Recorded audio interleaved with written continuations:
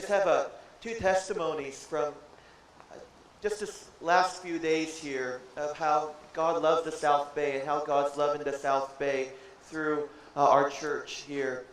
On Thursday, I was invited to be part of, it's pretty much a church service, but we give out burritos, and we go to a place called the Five Corners, and our buddy Nick, he set up an area where people could eat, and we had burritos, we had sodas, and we just invited the people who are experiencing homelessness around there to come and eat with us, and we had a time of eating and hanging out, and some of us were there, like Grace, Linnell, and I got into a conversation with somebody named Jaw. That's not his real name, but he goes by Jaw, and he was sharing with me that he lost his marriage and pretty much lost his mind after that, and he's been down and out for quite a while now.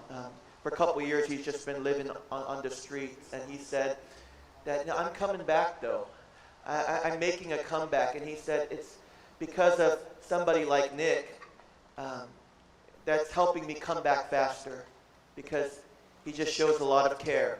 So Nick's been going out there, and he's been going every Thursday, and I think we'll be back this Thursday doing some worship, and yeah, we still wear a mask and do social distancing, but we get to still be a blessing to a community and helping people to come back and make a comeback because of the love of God that's being released from the church. Just yesterday, after our San Pedro service, we sent maybe about 25 of us to Peck Park, which is really across the street from where we meet. And we ended up giving out hot dogs and praying for people, mostly the skater kids, and then we ended up seeing some people playing basketball. So Peter, Joseph, and I, we started playing 3-on-3 with these guys, and as we were playing, one of the guys, he started having problems with his ankles. Like that's what happens when people try to guard me. I'm just kidding. No. Hey, Leonard, yeah, you know what that's like, right? And anyway, so the guy that was guarding me, he ended up needing prayer for his ankle. Yeah, and we won both games, by the way. I know that's not the point,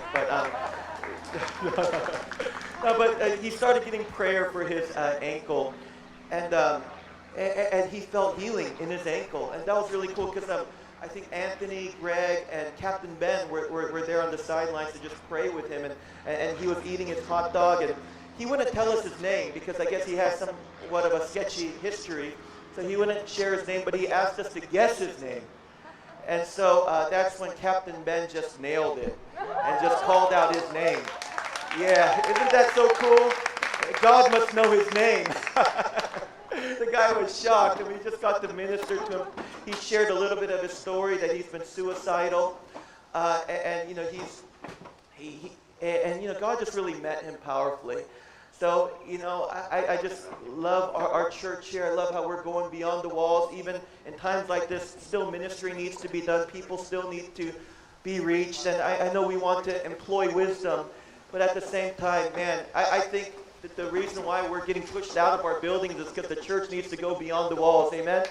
Yeah, and we need to be a blessing to our city. We need to be a blessing to our community. So, yeah, those are a few testimonies. I'll bring some more next week, okay? So every week we'll share about what God's doing through you. If you have something that God's been doing through your life, we'd love to celebrate with you. Because, man, I think sometimes we think the city exists to serve us, but we exist here to be a light and to be a blessing to our city. And that's what we've been talking about in this series called Blessing Our Babylon, or our context that we're in. We're here to be a blessing to our world.